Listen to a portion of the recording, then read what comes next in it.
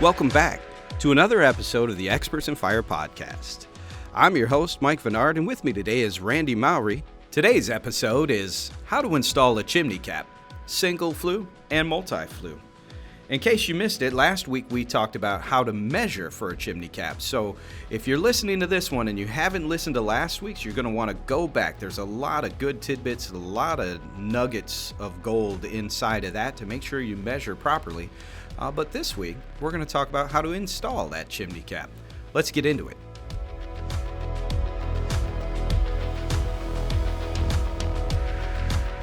Hey, Randy, how you doing, brother? I'm doing fantastic, Mike. How are you? It's a nice sunshiny day here in Michigan. It is. It is beautiful outside. It's beautiful all around. I got to tell you, I'm going on vacation tomorrow, so I don't know if it can get any better. You're going on vacation tomorrow, so it will get better tomorrow. Right, but in terms of a work day, and I'm doing this podcast, right? I mean, it's a great day. I hear you. It's a great day. So, Randy, last week we talked a lot about, or last episode, I should say, we talked a lot about how to measure for a chimney cap, both masonry, prefab, single flue, multi-flue.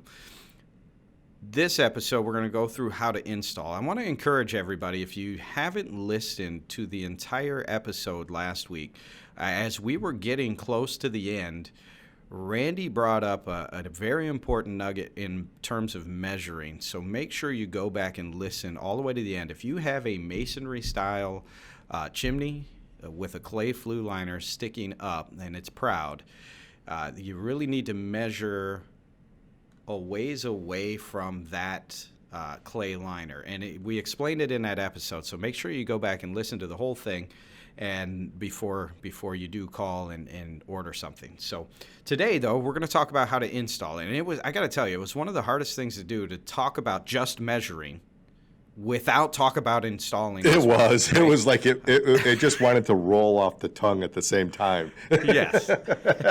I agree. Because it's hard not to talk about it. And I'm picturing as you're talking to a client on the phone, you're explaining to them why they need to measure this way because of the install, right? So we kind of split it up there. It was our editor's idea. It's all on him. So here we go. We are going to talk about install today, and let's start, just kind of follow the same format we did last time. Let's start with single flue clay liner.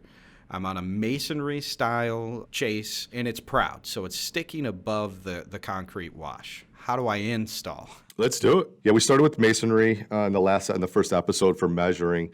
And when it comes to install, we'll cover clay line. So full masonry chimney is what we're talking about, folks. And you have a single flue, meaning one clay liner that it's going to stick proud of your cement crown or stand up. And that could be 2, 3, 4, 5 inches above the cement crown. Some folks call it a cement wash. And wash just means it's washing. It's running that water to the outside edges. Single flue cap, you can do what they call a shoebox style. So this cap is going to go on like a shoebox lid on top of your clay liner.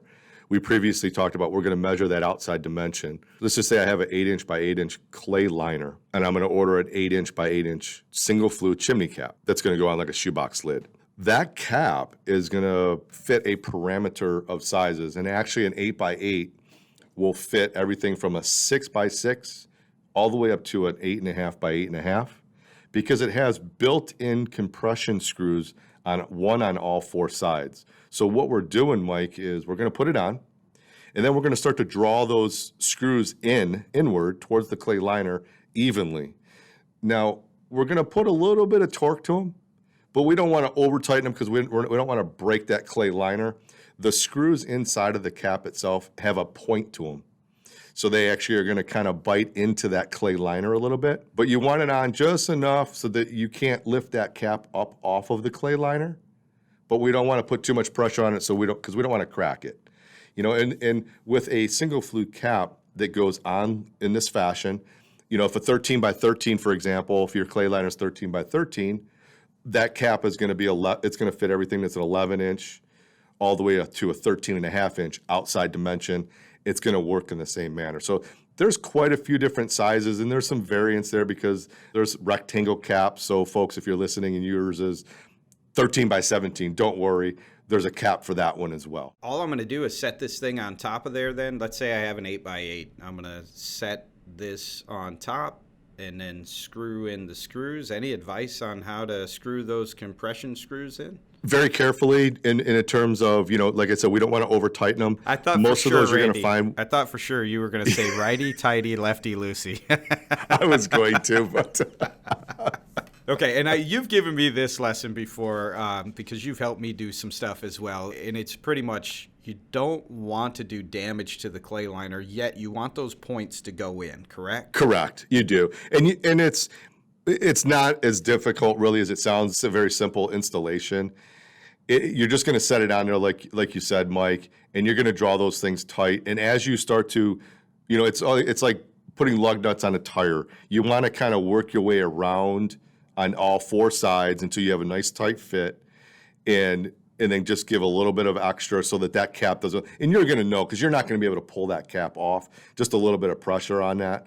When you have those things tight, if you try to lift it off and it's kind of sloppy, you got to pull it down and wrench it down some more. What if I'm the guy that likes to get my channel locks out?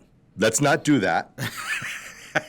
Because then you're going to be breaking out your saw and cutting that clay liner down flush with the cement crown. Because it will crack. It is clay, and we want to stress that. It's a good material to use for flues.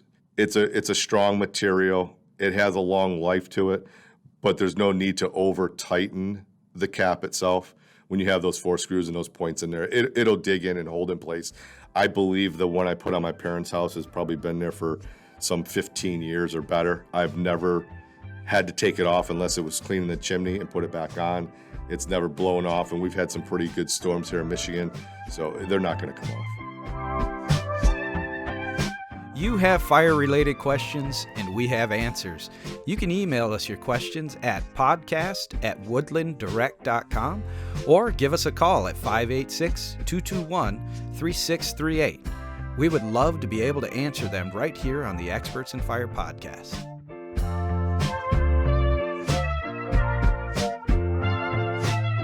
What if I have a clay liner that's flush or I have a top that doesn't have a clay liner, it's just a hole, so it's flush again? And we talked about, let me recap real fast, we talked about just measuring the inside, getting the inside dimension for those. What am I going to do? I got my cap, how do I install it? So, and these are pretty common too. A lot of masonry guys, when they build chimneys, sometimes they'll cut those clay liners flush, or they'll just have some type of cinder block chimney that just has a hole. If it's an old house, it may not be lined, so it's going to be just an open hole. And so what we're going to do is we're going to measure that inside dimension, and using a lot of the same caps as a clay liner that sticks above proud, the caps will have 4 compression legs. So essentially, they're going to attach to the cap, and they're going to go down to the inside. So it's going to compression fit. So it's almost going to spring fit. It's going to have a little bit of force to it. You're going to have legs that go into each corner of that opening, and you're just going to push that cap down. And that thing is just going to spring in place and be tight in there. Got it. So, I mean, really, I'm just pushing it down in place then. Pretty simple. It is, yeah. It'd probably take you longer to put the legs on the cap than it's going to go up the ladder and put it in place. Okay, so that seems pretty easy. Now, let me ask a real fast question, because I know some folks ask this. Both the Proud clay liner as well as flush, should I use silicone or some type of silicone to help the seal with that, or is that compression, those compression screws enough? The compression screws are enough. And I've seen this before where folks do that. It's an unnecessary add to it. And we want to remember that these caps have to come off for chimney cleaning. And so it just adds more work that's really unnecessary on the front end, because you're really, the caps are going to go down to the cement crown. The caps are going to go down to the clay liner fully. So there's no need to seal the cap to any one of those applications. Perfect. All right. Let's move on to a multi-flue cap in a masonry scenario. We talked about how to measure for a multi-flue, and this is, if you didn't listen to the measuring one, this is where you're going to want to go back and listen to the previous episode, last week's episode. because this is a piece that didn't come out until the very end of the episode. So how to measure for that and the height of that, very important to run back to if you didn't catch it. But now Multi-Flue, I've got my cap, Randy. I've got my dimensions. Everything's right. And let's start with a top mount. Okay, yeah, no, good, because that's the most common. Top mounts are what we're going to consider. Those are like your stock caps. We have a variety of sizes in stock top mount caps. And top mount is going to be kind of just like it sounds. We are going to set it on top of that cement crown or that wash on the very top of the chimney. And on all four sides, there's going to be an 1.5 inch flange, okay? And within that flange is a series of holes that are already pre-punched from the manufacturer. And then we're going to highlight holes where we're going to use some type of cement anchor. Typically, I use like the blue, what they call like a Tapcon style of screw up there to go into those. And what you're going to do is you're going to go through and you're going to mark those holes. You'll mark a series of holes, then go pull that cap off. And we want to pre-drill all these holes because the cement crowns, you don't want to just run a screw in there because you have that potential of cracking them. Use a masonry bit. Usually if you're using what they call like a blue Tapcon, if you go to any major hardware store, if you're a contractor, this is something you may already have in your toolbox. And a lot of those come with a masonry drill bit already. But if you don't, mark your holes, use a masonry drill bit, and then go back in. Now, this is where in a top mount, before I put the screws in, this is where I do use some type of weatherproofing silicone and run those screws into it to seal up that hole. So it does a couple things. It helps secure the cement crown, but it also helps seal that hole up from water penetration and prematurely deteriorating that cement crown on top. All right, well then let's talk about the Multi-Flue with an outside mount, or that shoebox fit. Yeah, absolutely. Multi-Flue, what they call outside mount, is going to go on the entire masonry chimney like a shoebox lid. So now what we're doing is we're covering up the entire chimney. So if we have a chimney that has 3 flues and is 24 inches by 48, we're going to use that very outside dimension. We're going to custom build a multi-flue cap. And then it's going to go over top of everything like a shoebox lid. And now at this point, we're going to go to our outside edges, and we're going to mark where our mortar joints are on the outside on this cap. Remove the cap, pre-drill those, line it back up, and then mark your mortar joints again.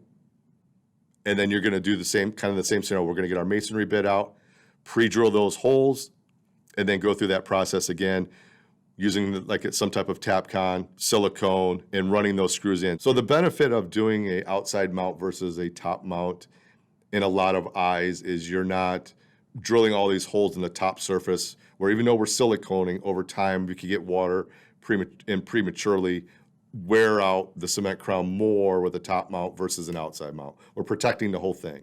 That and can you explain the why behind that? Because as you mentioned it earlier, we have a lot of stock caps for your clay liner that's proud, and simplicity of that is they've just been making clay liners for decades that are particular sizes for wood-burning fireplaces, especially masonry-style fireplaces, and all of your masons who build them know the airflow that they're going to need based on their fireplace opening, so they just get their clay liner to fit that.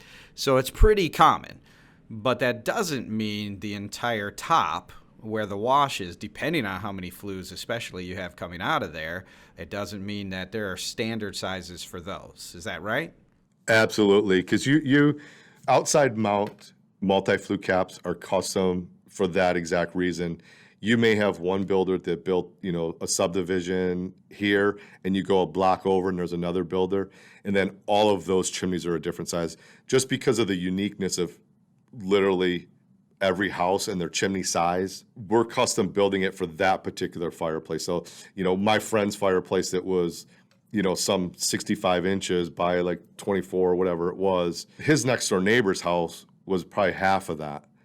So we don't want to have an overflow of all these huge caps. It just doesn't make sense to build a lot of outside mounts when you may never use that same size ever again. So they're very unique to the house itself. Multi-flue top mount, you can have a huge parameter of sizes to be able to find something to fit with inside on top of somebody's chimney versus an actual outside mount. Before we move on from masonry, is there anything that pops into your head that we might need to cover in terms of install? Because it sounds this easy. It sounds like compression fit. It sounds like compression screws. And then it sounds like tap cons and just getting it positioned properly. Correct. It is all about definitely making sure that it's placed in the right spots so that you can get into the mortar joints on those outside mount areas. And then on a top mount, we just want to make sure that those flanges are up, and we'll call it like the meat of that concrete. You know, folks will see when they're up there looking at their cement crowns on their chimneys, that wash is just that. So it's tapering off to that outside edge. So when you're at the very outside edge, there may only be a half inch of mortar there. As you get into, we'll call it closer to the clay liners, into the meat of that, you might have 3 inches of cement wash or cement crown up there. And that's ideally where you want to be at, so that it helps from cracking that cement up there and things like that. We don't want to be right at the very edges where we could crack that cement crown. Definitely don't want to see anybody do that. Right. And I don't want to oversimplify either for our pros out there who do the work. Like I've said before, if you're not sure how to drill and use tap cons, if you're not positive, it can turn into a much bigger job if you crack up that wash up there. Now all of a sudden you're going to have to hire a mason to come back out and redo the wash to make sure that your chimney is going to last a long time. So be smart. Know what you're looking into. I've put on plenty of the compression, just screw them righty-tighty and get them in place. But again, don't want to make it seem like it's oversimplified here. There is complexity to it, and knowledge is power. So if you're unsure, make sure you reach out to a pro. Give us a call. We'll talk you through as well and do our best to even try and connect you with a pro if we can. So let's move on to prefab. Again, we're at the top of this chimney, and it's a sheet metal top with a metal pipe sticking out of it, and it's just a single flue. How would I install? And I know we got lost in this one last time because it was air-cooled versus hard-packed pipe. There's so many different things that play into this, but let's try and dig into how am I going to install this cap to protect up here. A single flue. Like we talked in a previous episode, we're measuring the inside dimension. That's how we're going to order our cap, the round cap. And that cap is going to just compression fit to the inside of the metal flute pipe. So what you'll find with those caps is they have a bit of a split to them because they're tight. So you're almost going to grab the base of these caps in like a choking motion and kind of squeeze it to get it started. And then you're going to push that cap down into that metal pipe. And that's really it. There's no need to use any type of screw to secure it in place. There's no need to use any kind of silicone because, as we mentioned, these caps do at some point have to come off for cleaning. They will be removed, but they do fit to the inside, just a compression fit, very simple installation, whether your pipe is single flue, double wall, air insulated, or a solid pack insulated pipe. I don't want to oversimplify, but that's not too difficult. No, it's not. There's some rare occasions that somebody may have installed a single wall piece of pipe or a stove pipe, maybe for an appliance that they have on a shed. And those caps are going to be a little bit different. They do make it what they call like an outside mount for like a single flue, and it goes on like our clay liners. It has some compression screws that draw tight. Those are pretty rare as far as somebody having a single flue sticking out of their house. It's more of a specialty, maybe something like a maple syrup type of thing in a shed. They may have used like some type of single wall stovepipe, and somebody may call for that type of pipe. And then that is just meaning single flue is just one pipe. So if it's an 8-inch dimension, it's usually like an 8-inch dimension. But those are going to be rare, Mike. Those are rare, and sometimes we have conversations with folks who we just can't talk out of doing dangerous things. So yeah, that's where we kind of say, you know what, buy somewhere else. And I'm being honest and transparent there for all of our listeners, just to let you know, we're never going to say it's okay to do something that runs the risk of hurting you, your loved ones, or anyone that might be in that building. And I say that because you brought up a good point. You know, there's a lot of times there are episodes on TV of, you know, these distillers and different things, and they're just kind of doing things backwards. We're never going to say that's cool or good or, oh boy, that's fantastic. Nope. We're going to try and keep you safe. That is our goal. Absolutely. Our team is certified techs, and we go through that for a reason. We want folks to be safe. It's not only, you know, for us to know what we're talking about with our products, but it's also to keep folks that are buying from us to do the safe thing. And so you're absolutely correct. And that's why we always lean back to our pros as well, who are out there who've been trained on how to do these things and do them right. So let's move forward to the multi-flue on the prefab side now. Multi-flue on the prefab. So we chatted about that prefab itself. We're going to take the measurements similar to our masonry style. The difference with the prefab is when you get to the top of the chimney, it's not cement. It is going to have a metal, what they call a chase cover, that covers the entire top of that chimney. Now, you can do top mount. They do make multi-flue top mounts. You can use any of the multi-flue top mounts that we use for masonry in the same application. We want to stress the fact that you're going to be drilling through this metal, and beyond the metal chase that's up there, that little cover, is just the open chase down into somebody's living room where that fireplace is at. So you always want to keep that in mind when you're considering a top mount cap for a prefabricated fireplace. Extremely important to make sure that you seal it if you're going to do that. Some type of silicone everywhere, not only in your holes, but you're going to have to seal the entire flange and any area that water is going to be able to run through, meaning the inside of that flange, the outside of the flange, your screw holes. Quite a bit more potential for water to get into that chase when you do a top mount on a prefabricated fireplace. I do like to try to encourage folks to do what they call the outside mount, like we talked about. The difference here with this is the chase that's usually up there may have what's called a vertical skirt that carries around the outside edge, Mike. But beyond that little vertical skirt is a flare. It's called a drip edge, and that's for water. It comes down that, it flares out, so it kind of stays off of like whatever the fake brick or hardy planker board, whatever the chimney's constructed of, because that's really our outside dimension for that up there, so that our new outside mount multi-flue cap covers that. Then what you do installation-wise, you drill through not only the new cap vertical skirt, but you get into the existing chase.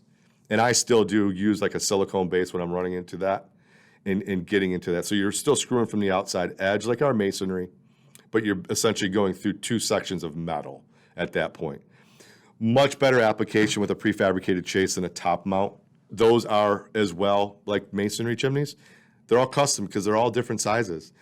Some of those may have the hot water tank pipe coming through it, plus their gas fireplace or their wood, or maybe all three. So those chimneys could be, they could be any size. So those two multi-flue outside mount are going to be custom, just like the masonry version of it. You know what? We deal with multiple manufacturers on this side, so we can get just about anything built to the custom, as well as, and I think I mentioned it in the last episode, sometimes people don't want just a lid with mesh sides, because you can still see, and you mentioned in the last episode, you're still going to need the manufacturer's cap for that pipe on top of that pipe. So if there are 4 different pipes sticking up there, you may end up with 4 different single flue caps.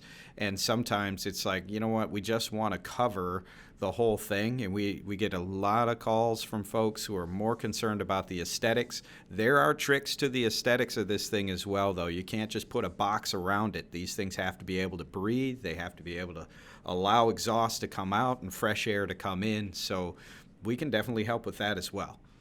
Absolutely. We've been talking about, the single flue cap and the multi-flue cap itself, which is your standard caps with the mesh sides on it. But we also carry a number of custom and even some stock sizes in what they call decorative shrouds. Like you said, Mike, if you just want to cover that up. And those, anything that's going to be an outside mount is still going to be a custom made style of unit. But we do have some stock sizes in top mounts as well that are on our website. So we're always happy to chat about that because, like you said, there may be some folks that they just don't want to see the pipe and they don't want that mesh multi-flue cap up there. They want something to cover the entire thing. Measuring basically follows all the same principles that we talked about in our previous episode, and installation is going to be the same as well.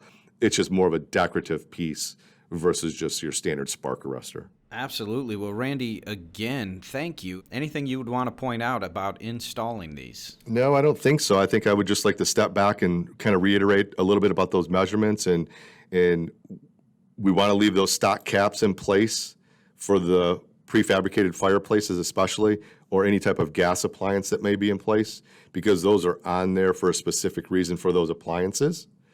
As well, with a wood burning on a prefabricated. So we want to make sure that those measurements on the height are applicable and above those existing caps. And we're here to help. Give us a call here at the office, and any one of my colleagues are always happy to help walk through that.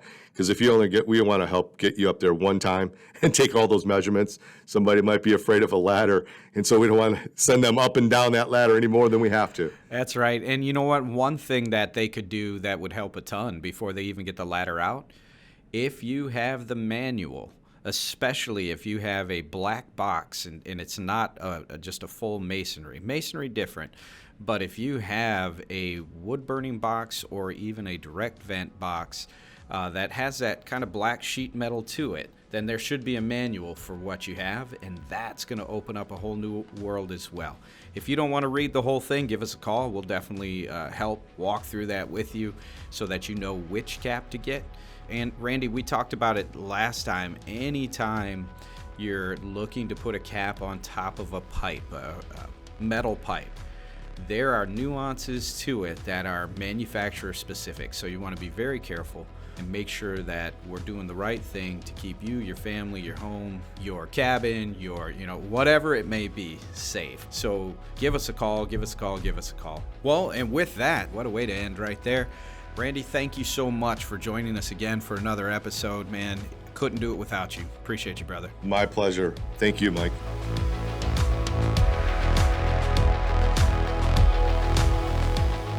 We'll talk to you next time, and maybe I'll give you some of my New Jersey accent. I give it a little to you, so that way you listen. Get my pizza. Where's my pizza? Get it out here now.